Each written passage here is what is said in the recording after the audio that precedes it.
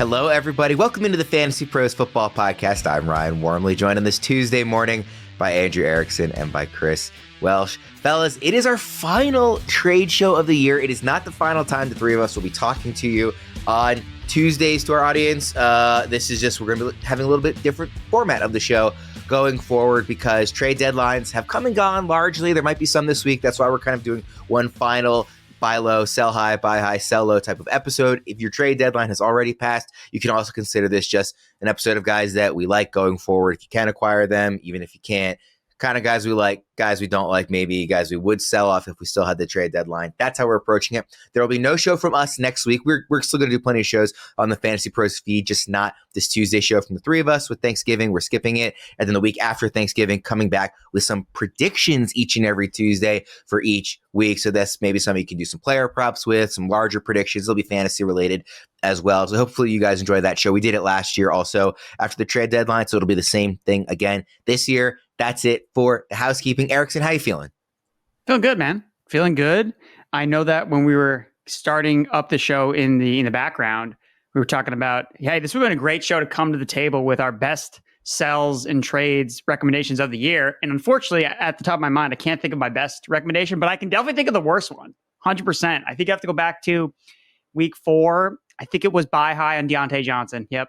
Yeah, I think that was definitely by far the stone cold worst advice I gave in the trade street. So I apologize. You don't think your worst was selling JSN the week before he had 180 yards and 2 touchdowns? No, because again, he's still got to play out the rest of the season. So but Deontay, he's nothing. Like he's turned into literally nothing on the Baltimore Ravens. Dust. So when your value evaporates entirely, I think that's probably the worst advice. But I have to check the receipts. You had buy Mark Andrews in week 1. I'm like kind of scrolling through here and seeing if I remember any good ones. Well, he's choosing violence. He's just choosing violence over. He's like, hey, by the way, every week you had 2 or 3 really bad ones, Erickson. If you forgot, let me remind you. But my best one is going to be buying Marvin Harrison for the stretch. That's all I'm looking at. Technically, you also had buy Jamar Chase in week 2, which obviously worked well. It would, it wasn't a buy low; it was a buy. I mean, overall, he's a really good player. So it's not like you got him super cheap, but yeah, that was a good one as well. Yeah, I'm scrolling through. It'll be interesting to see some of these other ones. Well, I had Juwan Jennings last week. That makes me feel good. I think I sold Tony Pollard at the perfect time. The Tank Bigsby one looked so super smart and now looks hilariously stupid. And I think I also wanted to sell Josh Jacobs. I felt like the sells were a struggle. I felt like I hit some good buys though over the last little bit. What do you think my worst and best was? Tear me down, Worm. Oh, how many times did we mention Jaylen Waddle would be my question. Too many. He got a lot of run on this show. Buying him this week, going back to him. And I hate myself for it. I'm scrolling through here. Welsh, a lot of yours are like, yeah, it's like a pretty good call. You had a Marvin Harrison Jr. in there one week as well. Also just hitting doubles, man. Just getting on base. Yeah, I guess. No homers here. I'm just an on base guy. Striking out. Luis Ariz. Kenneth Walker at one point in October. But what's the baseball player's name that he would either strike out or hit a home run? Was it Adam Dunn? Was that Giancarlo Stanton, Adam Dunn? A lot of people are like that nowadays, but yes, Adam Dunn is kind of like a classic example. 3 true. Worm's not really impressed with me. I'm Luis Ariz. I just get on base. There's nothing really big, impactful. I don't do anything else, but I do get on base. Consistency is impressive. I will say that. All right, we've looked backwards enough. Let's look forward here. Actually, we'll look backwards for one quick conversation on Monday Night Football. Texans 34, Cowboys 10 last night. Joe Mixon, 20 carries, 109 yards, and 3 touchdowns. Also 2 catches for 44 yards. Erickson, where would you have Joe Mixon ranked rest of the season amongst running backs? Top 3. I mean, that's basically what he's been when he's been healthy. I every time Joe Mixon has a good game, it's a reminder to myself that, I wasn't high enough on Derrick Henry. But part of that was because I thought Joe Mixon was a better value because he was going later in drafts. So that helps me sleep at night, knowing that I don't have Derrick Henry on teams, but I have Joe Mixon in a couple spots. And I mean, basically since he's been back, he's just been an absolute monster in that offense that wants to run the football. They can't pass block, but they can run block great, scoring a bunch of touchdowns, very far from washed. And the upside case with him is, hey, running back in a good offense, touchdown upside. And that's all kind of coming to realization with Joe Mixon. the only player on the Texans who really did anything for you in fantasy, despite the fact that they scored 34 points, was Mixon. CJ Stroud, 257 yards, no touchdowns because Mixon was getting all of them. He also threw a pick. Tank Dell and Nico Collins had identical stat lines, 7 targets each, 4 catches each, 54 yards each. Now it's worth noting Collins on that first play of the game had a 70-something yard touchdown that was called back due to a legal man downfield. So his stat line could have looked a whole lot different in his return. That would have obviously helped Stroud as well. Welsh, did you see anything that makes you concerned on the return of Nico, or just you kind of think he'll be an elite option going forward still? I think as far as the return goes, it was about what we were hoping. I mean, Mechie seemed to play the Stephon Diggs role. So, he was getting a little bit more involved. I think just getting Nico back under. But you know what? Just want to harken back just a tiny bit. You want to talk about the hits here. Remember, I think it was week 6. I had Joe Mixon. I said buy Joe Mixon as a top 5 back rest of season. And I think in the rest of season ranks, he was like RB12. That was a conversation we had on this show. And Mixon has been balling out.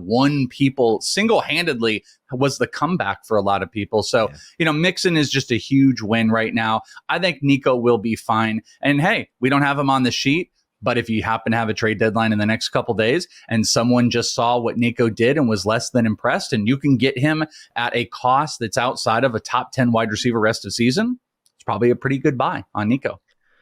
On the Cowboys side, Rico Dowdle, 10 carries, 28 yards. Obviously not a lot went well in this one. Cooper Rush, 354 yards because he threw 55 times. Dude, he is the roughest quarterback I've watched all year except Skylar Thompson, but it's pretty close. Wait till Giants game. Just wait. DeVita, I don't know. That's going to be hard to beat. I mean, I felt like CeeDee Lamb. Every pass CeeDee Lamb was like, and it was by the way, I did a face on the podcast. It was just, everything was at the feet. Everything was overthrown to the side. You have to look at coaching when you see a quarterback like that goes out there and you're just like, this dude, you just can't do it. And I think a lot of big questions surrounded around CeeDee Lamb. Thank God they just kept going and kept going. But Cooper Rush is very difficult to watch, and it's very difficult to get excited about Cowboys wide receivers rest of season. Can I ask a question, Worm, to you? CeeDee Lamb or Nico Collins rest of season? Nico. Erickson? I mean, I know. So CeeDee had 12 targets, 8 catches, 93 yards. I think that'll be he's going to get a lot of these 12 target games just because Cooper Rush, backup quarterbacks tend to do that. He's just going to throw to CeeDee all the time, but I don't think it's going to be very effective. And I mean, especially I don't know what's going to happen with Jake Ferguson. Schoonmaker had 10 targets in this one, but there's really nothing else in this offense. So he's going to get the volume, but I'm expecting Nico to be a top 3 receiver the rest of the way. Truthfully, I have really high expectations for Nico. Erickson? I don't think they're even in the same stratosphere. I mean, Lamb has now become a PPR merchant, right? You're just hoping he gets enough targets and gets enough volume to get you there. Is Cooper Rush going to throw 55 times every single week? No, I don't think that's going to happen. So, I mean, if Nico Collins just doesn't get a penalty on that 77-yard touchdown to start the game, then we're he had a monster game. This is great. He also had a really high target rate, 35% target rate per route run. He played less than 50% of the snaps and was basically still leading the team in all the major receiving categories. And he played less than 50% of the snaps. So, I mean, if someone is worried about Nico Collins, you need to scoop them up. I think there's a case to be made for Nico as high as wide receiver 3 rest of season. I think he probably would settle in for me more maybe wide receiver 4 to 6 range. But after Chase and Jefferson, I don't think there's anybody that is definitively inarguably ahead of Nico. I think Lamb is. I think St. Brown should be in there. I think I would have St. Brown ahead of Nico, but I think you can make the case for Nico was leading the league in receiving before he got hurt. I think he's going to be leading receiving yards per game if that 77-yard touchdown stays. And then you just look up, he's still leading in receiving yards per game. So yeah, I mean, I think Lamb is you need to get out if you can. You need to set, because yes, I think this is the best case scenario, right? Where what was his finish wasn't half PPR, wide receiver 20. That's what you got from all the volume in this matchup. The thing with having Cooper Rush is there's no touchdown upside with Lamb. He's not going to score touchdowns at nearly as high a rate as he would with Dak Prescott. You look at the season with CeeDee Lamb, he has 2 top 5 finishes. He has 2 top 12 wide receiver 1 finishes. He's not a wide receiver 1 in any way, shape, or form. He was barely 1 with Dak Prescott. So he's a wide receiver. He's a back end wide receiver 2. And it's better in full PPR than half PPR where you need more touchdowns. So I I would love to try to deal Lamb if I could. DK Metcalf or CeeDee Lamb? Metcalf. I would say Metcalf too, but that one's a lot closer in my opinion than especially in half PPR. I would just trying to find the Drake London or CeeDee Lamb. I honestly would. I have Jennings and CeeDee Lamb rank back to back. I was gonna ask it, but I just didn't want to do it. I didn't want to do the. I mean, like. So Lamb is wide receiver 17 in ECR for the record in terms of rest of season rankings. This is half PPR rest of season in expert consensus rankings. CeeDee Lamb wide receiver 17. The guys surrounding him, Garrett Wilson, Deebo Samuel, Zay Flowers are ahead of him. Jaden Reed, T. Higgins, Marvin Harrison Jr. are behind him. DK Metcalf is one ahead of Garrett Wilson for the record. So those are kind of the names in that range of where Lamb is currently sitting.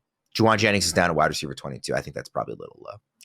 Little low, guys. A little higher. Let's get into some guys that we are excited about, and we would be buying if we can. Welsh, who is your running back to buy? Whether it's buy low, buy high, buy any way you can. All right. Well, we're gonna buy the guy off of the bye week, and we are gonna be buying Tyrone Tracy off of the quarterback change. It's disastrous. Weren't they on a bye week? Did I just make that up? They were on a bye week. No, you're correct. Okay, yeah, just tried to second guess myself. But they make the quarterback change. Tommy DeVito's in. It has everybody terrified and scared, probably as it should be. But Tyrone Tracy should be, as he was the guy leading up to this, moving forward, and he's going to be the brunt force of the offense. They've got a favorable schedule through the end of the year, which is great. Bye week's done now. He's had 17 or more touches in 5 of the last 6 games. From the actual production standpoint, guy's been averaging 5.1 yards per carry. And more importantly, the team is moving on. I mean, we've got Daniel Jones out. He will not see a single snap. They're not going to want to play Drew Lock. Drew Lock has got a whole bunch of incentives. This is DeVito the way through. Now, the negative would be that they are just so Cooper rushed that they are always behind. They can never run the ball. I think Rico Dowdle in the Monday night game had 10 carries because they just had to move away from that. That would be one of the worries. But overall, even in this over the last, like I said, 6 weeks, I mean, the guy has been getting volume. He can also play out of the receiving side of the game. I think there's a chance that this team is just going to hardcore feature the young guys through the rest of this season. And Tracy is exceptionally talented. With the bye week out being probably as close to a workhorse as you get at this point, I really don't think we're going to see as much Devin Singletary with, again, what I said, that this team has moved forward. You take that bye week and the quarterback change and all the negative fear that's out there. I really think buying Tyrone Tracy, if you have the ability to still do a trade, is a great buy through the rest of the season. And just, putting it out again, massively favorable schedule through the end of the year as far as matchups go. So I really like the idea of my final buy being Tyrone Tracy Jr. Erickson, you've been all over Tracy all season. He's RB 18 in ECR rest of the season. Is that too high, too low, or just right? I think it's right. I mean, I think that this was my buy last week. So Welsh took my buy, copied and pasted the analysis, and I love it. So we're going to co-sign on it. And yeah, I think that the schedule is favorable. I'm not a fan of Tommy DeVito, Tommy Cutlets, but if anything, that means, hey, we're going to run the ball. And Tracy does catch passes. So even negative game script, I think that he can at least stay involved, whether they're trailing or they're in the lead. So I like Tracy as Erickson, well. I got one for you. You need a running back. You're pretty solid at wide receiver. You get an offer to trade your CeeDee Lamb for Tyrone Tracy. You pull the trigger? I don't want Cowboys on my team. I just the way I'm seeing it is, and this is something that I talked about in the forecast this week. Talked about when your opponent has a Cowboy in their lineup, are you afraid? Are you afraid going into your fantasy football championships? Your opponent has CeeDee Lamb. Are you? Oh my God, he's gonna put a 30 burger on me. No, not with Cooper Rush as the quarterback.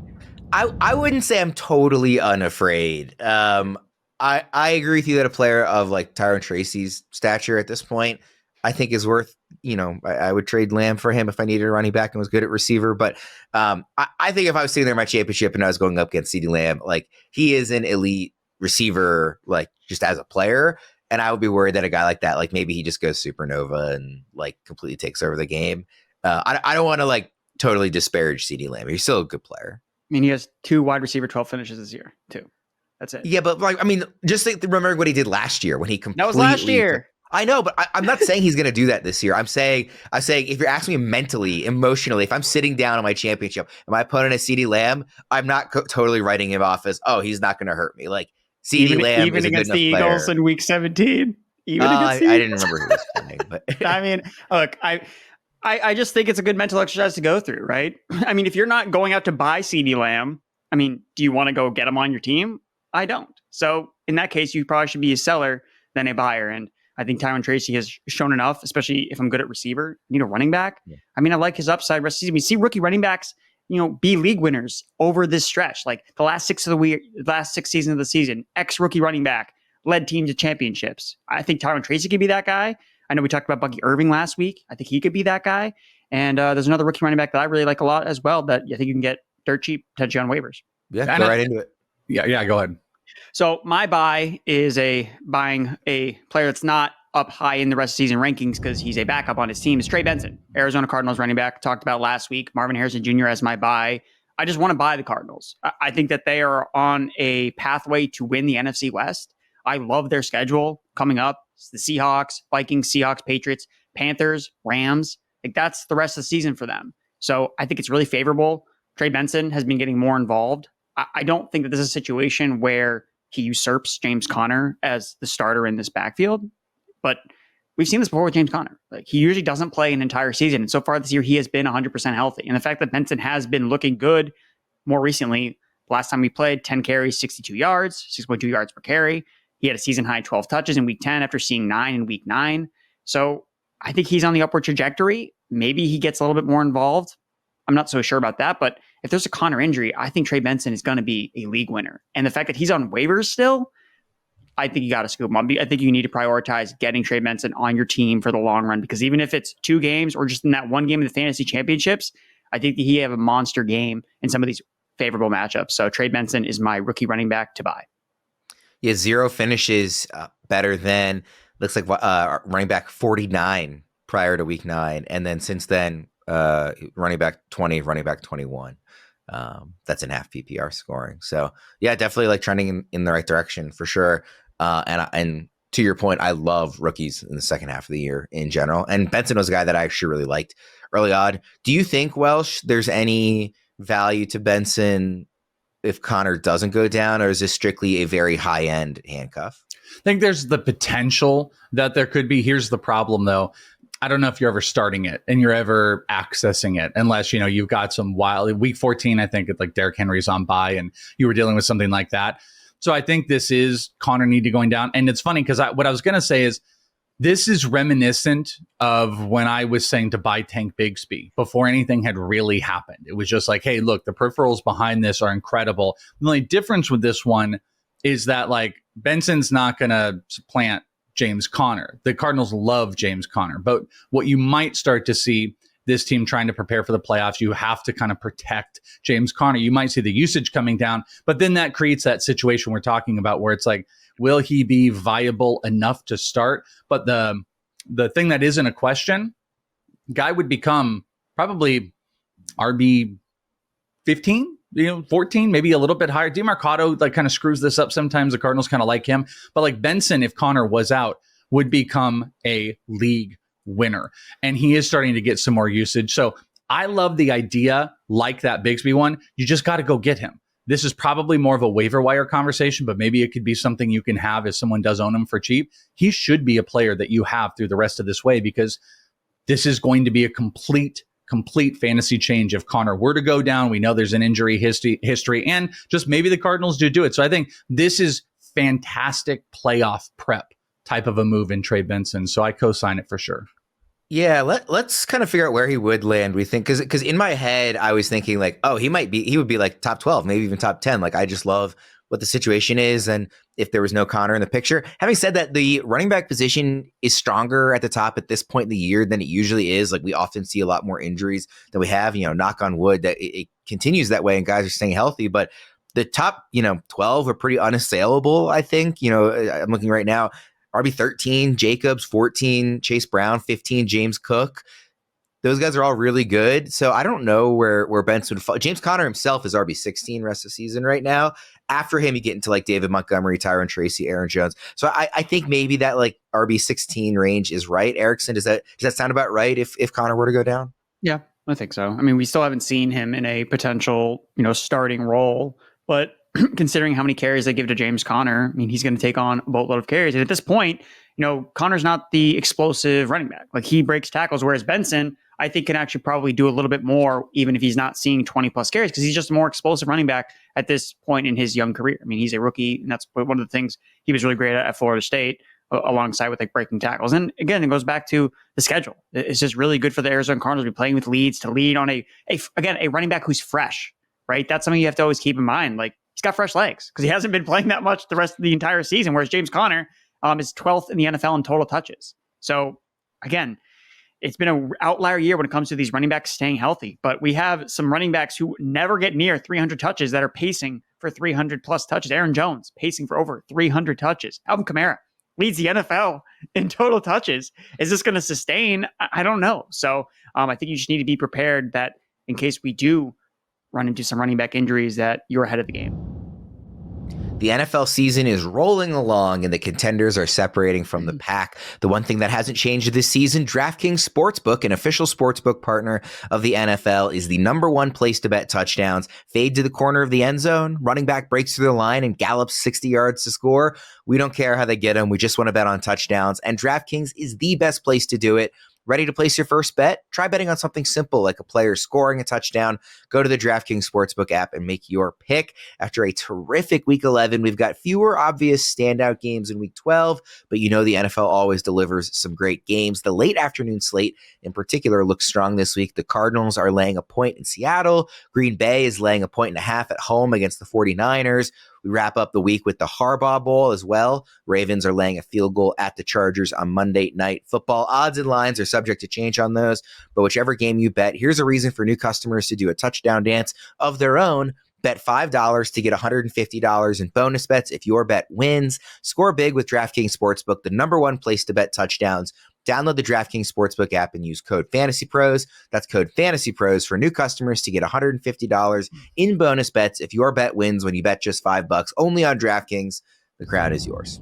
All right, Welsh, what running back are you selling? Keeping with this theme, we kind of talked about this off air too, where sometimes when we do these trade shows, sometimes it might be week to week forward or looking at a couple weeks. This is kind of a look towards the rest of the season, and that's where the buy of wanting Tyrone Tracy the rest of the year, my sell of not wanting to really be in on this player or have any shares for the rest of the year is Nick Chubb with the Browns. Chubb had the Week 11 GOAT matchup. It was the one where we're all like, all right, he's been at 15, 16 carries the last 2 weeks. It's a 5-star rating against the Saints. You can run. They're going to be competitive. I think they were favorites. Like, it's go time. Nick Chubb breakout season. It really wasn't. Like, he was just all right. Why? Because the carries went down. I think he got outsnapped by Jerome Ford as well. He went down to 11. And that's a major problem, and that's been the ultimate problem this entire season long with Nick Chubb, is that they don't have a comfort level of letting him be unleashed. And that matchup, I thought, told us a whole lot. And, Jerome Ford is going to be the guy, obviously, and I'm acknowledging like them playing down. Jerome Ford is going to be more the receiving back. They're going to play him in those roles. But I think the 16 and 15 might be the two highest week cap carries you can combine the rest of the season. So I don't like that. He was a little bit more explosive. He hadn't really been. This team is not, putting him in position to score a whole bunch. But let me give you more of the reason why I just don't want to be in the Nick Chubb business for the next 4 weeks. Here's the schedule for the next 4 weeks. Pittsburgh, Denver, Pittsburgh, Kansas City. No thanks. Those are horrific matchups for him. He's got one of the worst rest of season total schedules. I will say phenomenal Week 17 against the Dolphins, but are you going to even be there with Nick Chubb? I don't think so. This is a weird position because he didn't put up a stat line necessarily that, speaks to some big sell and what you can do, but I don't have any interest in owning him to put in my lineup, even at flex. I just don't trust the workload is going to be there. And I think we got to move on to next season with it. And like I said, the matchups for the next 4 weeks is absolutely horrific. So if you have the ability to move off, I would move Nick Chubb off to get some serviceable wide receiver at flex at this point. So I'm a hard sell on Nick Chubb. Erickson, what do you think about Chubb? He just sneaks into the top 30 rest of the season in our ECR rankings. Well, I know that he didn't deliver against the Saints, but he was pretty efficient like rushing. It's just the lack of volume was there because the Browns decided they were just going to throw the ball a million times with Jameis Winston, which I thought that was kind of a weird game plan. I thought they got away from Chubb when it was so clear that the Saints can't stop the run, and Chubb was playing well. They got stuffed on 1 4th down conversion, and they were like, well, we're just not going to run the ball anymore. We're just going to throw it with Jameis Winston every single time. So I think Welsh is right about the upcoming matchups. You're not going to feel comfortable starting him for a while, and it really comes down to those week 16 and 17 matchups where maybe that's where you feel confident enough to play him. So I think he's not a starter that you can view moving forward. He's a player that you could have on your bench. But again, if you feel good about your running back depth already, then I understand the idea of moving away from Nick Chubb. If you need a wide receiver more than a running back, it makes sense. But I think that when we're talking about in the playoffs, like there is value to Nick Chubb, but I don't think he's going to be necessarily a piece that helps you get there necessarily. Erickson, who's your running back to sell? I think it was the same guy I had last week, DeAndre Swift. I just don't want Chicago Bears on my roster. And I would use every bit of this offensive performance that we had from them when the new offensive coordinator took over, Thomas Brown, everything is great, to sell off of as many Chicago Bears as humanly possible. I just don't have confidence. They have one of the toughest schedules remaining for all NFL teams. They have the 4th worst schedule for fantasy running backs for the rest of the season. You're starting to see Roschon Johnson get a little bit more involved than with DeAndre Swift. You're seeing Roschon Johnson catch passes. You're seeing Roschon Johnson work more in the red zone. Roschon Johnson had 4 red zone attempts, and he scored a touchdown. Swift only had 1 red zone carry against the Green Bay Packers. So I am very concerned about Swift, who, again, he's been really solid this year. Ever since a slow start, he's been probably the most consistent producer on the Chicago Bears. But for the long run, the long haul, I don't want Swift anywhere near my roster for fear that we see Roschon get involved more. We see this offense take another step back, even if they had this one spiked week of production, because I don't think that teams are going to be surprised now what the Bears are going to do. What Thomas Brown did with Caleb Williams was, let's get the ball out as quick as humanly possible. I don't know if DJ Moore could have seen more screen passes in that game. And you're going to see teams adjust, and they're not going to be playing back. They're going to be playing up tight. They're going to be loading the box because they know, hey, this guy's not comfortable off script. We want Caleb Williams to hold on to the ball because that benefits our defense. We're not going to let him get the ball out quick. We're not going to let them establish the run. So tougher matchups coming up. DeAndre Swift, to me, is someone that I want to sell away. I think getting Tyrone Tracy, getting Bucky Irving, I think those are the 2 guys that you try to aim for with DeAndre Swift. So you don't think, Erickson, that the Bears offense is going to look better going forward? You think it was more like a 1-game offense coordinator change bump? I think so, because if you're the Packers, what are you game planning for, right? You don't know what the offense is going to look like with a new play caller. Well, now we do. And now every other defense knows, okay, this is what they're going to be doing moving forward. And now you're going to see, I think, the Bears get challenged a little bit more offensively. We see this all the time where you get that one kind of spiked week after a coach gets fired. Happened with the Jets. Oh, everything's good. And then it goes back to, oh, wait, it's really not that good. And they're still starting to struggle. And again, going back to the Bears just have one of the toughest schedules left for all NFL teams. When you look at quarterbacks, receivers, running backs, it doesn't matter. It's just a juggernaut. So I just think it's better to get out of the Bears, especially after, hey, they got a spike in value. You know, there's some optimism around the Chicago Bears now because, hey, it looked good with Thomas Brown in the first game. I just don't think that's going to sustain. So that's why I want to kind of sell high on DeAndre Swift. Welsh, what do you make of Swift?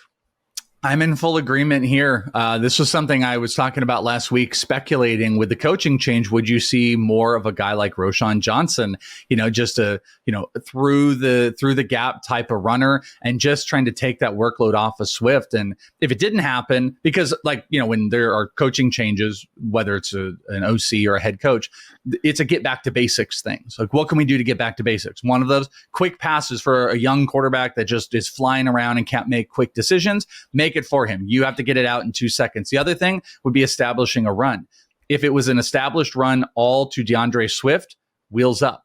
But it wasn't. It was Roschon Johnson. And I don't think that's going to go away anytime soon. So I am here for that. And that performance, because Swift was good, but there wasn't volume. And that's my biggest concern. I think I might be a little bit more positive about Swift just Swift in a nutshell than Erickson is, but I'm not positive about the volume. And I think if you don't have more of that, it takes away his ability to get those big breaking plays, which makes him a high-end RB. I totally agree. RB for RB changes, I don't know, but I would rather have Tyrone Tracy over Swift. So if I could make that move, I would. And by the way, speaking of the Jets, I don't know if you guys saw, also just came down that they just fired their GM, Joe Douglas. So more changes with the Jets, just throwing out there. Guys, low testosterone affects about 30% of adult men in America. Are you feeling the drag of fatigue, noticing a dip in muscle mass, or sensing a slump in libido? If so, it's time to get your testosterone levels tested. If you have low T, Kysotrex is an FDA-approved pill that's changing the game in testosterone replacement therapy. In fact, Kysotrex restored testosterone levels in nearly 9 out of 10 clinical study participants, and its unique formulation bypasses the liver to avoid liver damage. It's time to break free from injections, pellets, and gels. Choose Kysotrex, take a step toward being the hero of your life again. To see if you qualify, visit Kysotrex.com and take the low T quiz today. That's KYZATREX.com. By prescription only, Kysotrex is a controlled substance and can be a target of abuse. Kysotrex is not for use in pregnant women or men with prostate or breast cancer. Safety and efficacy in those younger than 18 is not known. Tell your doctor about all medical conditions and medications. Serious side effects could include increased blood pressure, worsening prostate symptoms, increased risk of prostate cancer, blood clot in the legs or lungs, decreased sperm count, liver problems, enlarged or painful breasts, and breathing problems while you sleep. Common side effects include swelling of the ankles, feet, or body, increased red blood cell count, and increase in prostate-specific antigen or PSA levels. PSA is a test used to detect prostate cancer. Report these symptoms to your doctor. Call your doctor to learn more about Kysotrex. For questions or more information, visit www.kysotrex.com or call 1-833-949-5040. All right, guys, we will do some quick buy, sell, or hold running backs. I do have Nick Chubb in one of these. Nick Chubb, Jaylen Warren, Audric, Estime. Welsh, buying, selling, holding. Nick Chubb, Jaylen Warren, Audric, Estime. Oh, God. I am going to hold to my sell of Nick Chubb for a value perspective. I said sell him. I'm going to hold Estime, even though I was the conductor of the anti-Estime group last week. Erickson knows. So I guess I would by default be buying Jaylen Warren. I don't really like any of these. I guess there's an alternate universe, and maybe Erickson's going to go that way, where you could maybe buy Chubb off of the super low and then you sell Estime because he's nothing and hold Warren. That's going to be my guess what Erickson does. But I am selling Chubb, holding Estime, and buying Jaylen Warren.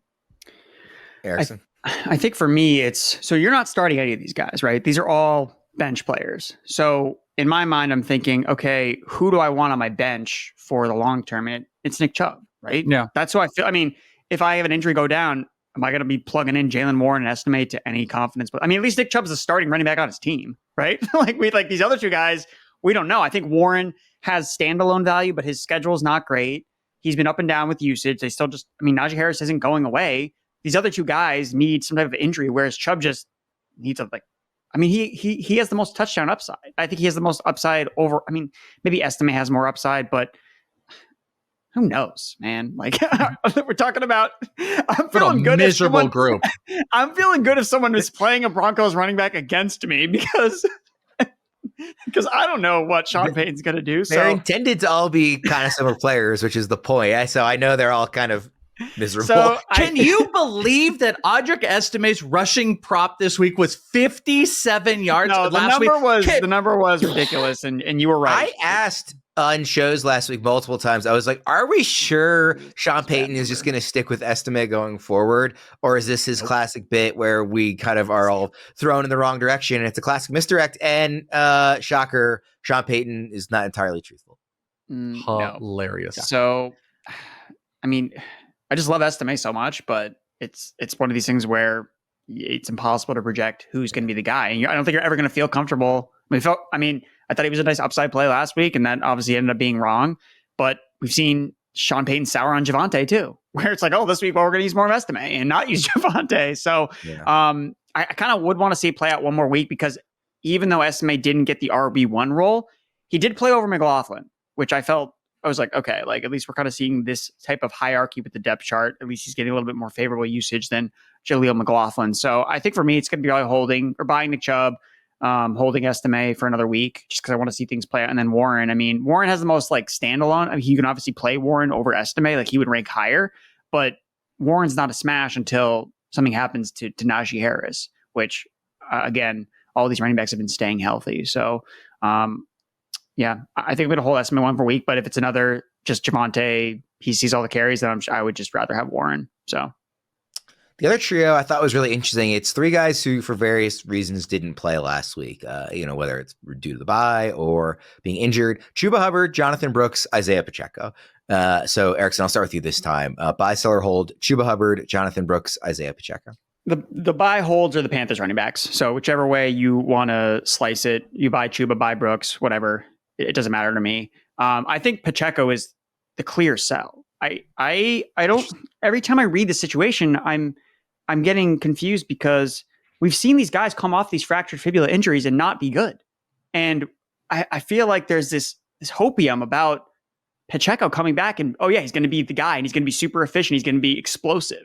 And there is no evidence whatsoever that suggests that a guy coming back from a fractured fibula in the same season is going to be nearly as effective, especially when you look at Pacheco, the type of runner he is. Like, he needs that explosiveness. And I don't think he's going to see the requisite volume to potentially make up for any lack of juice that he may have lost coming back from this devastating leg injury. Because I think he's still going to split snaps to some extent with Kareem Hunt. So, look, I have Pacheco in one dynasty team, and I'm not excited about him coming back. I'm hoping that I'm wrong, that he comes back and he's explosive and he gets all the red zone carries, but I don't think that's going to be the case. And I think there's just a lot of optimism about Pacheco where I think you can get a decent amount for him. So that's the guy we'll be looking to trade, to sell high on just before he comes back. And we see, oh, it doesn't look like he actually is all the way back. And this leg injury looks like it's been impactful. And just look at what we've seen from Tank Dell and Tony Pollard.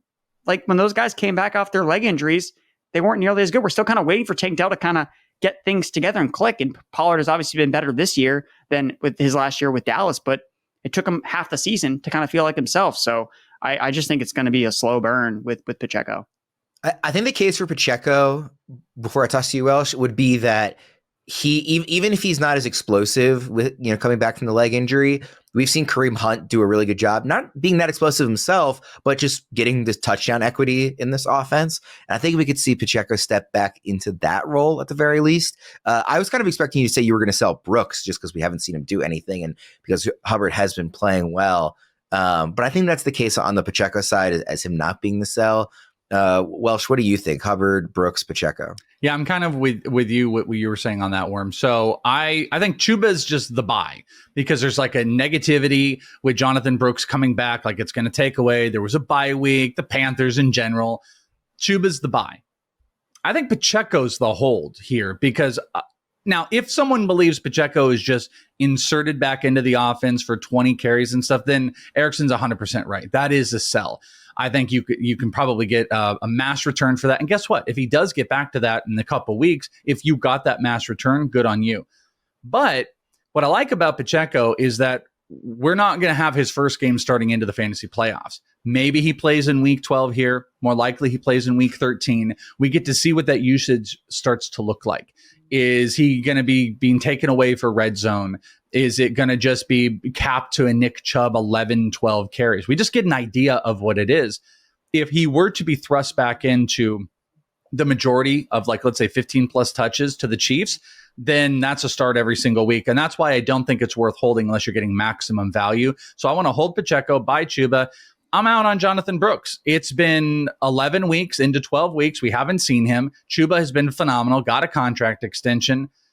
It's fool's gold. It's funny you brought up the rookie running back, and I think a lot of people might have taken that as Jonathon Brooks at the beginning of the show, Erickson, when it was like, hey, there's a rookie running back I'm excited about. And everyone's like, yeah, Jonathon Brooks is coming back. Nope.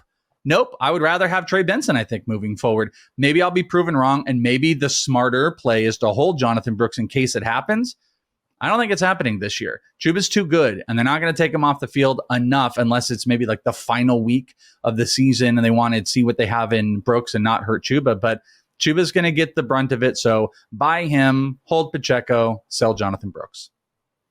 Don't forget about our weekly trade live stream on our YouTube channel where you can come and ask your specific trade questions. We'll be with you every Wednesday at 3 p.m. Eastern. For those listening on the podcast, just go to youtube.com/fantasypros, subscribe, and click the bell to be notified of all of our weekly live streams. We'll wrap up there. Thank you, everybody, for tuning in. Best of luck this week if you can still make trades in swinging those deals. For Welsh and Erickson, I'm Ryan Wormeli. We'll see you again next time.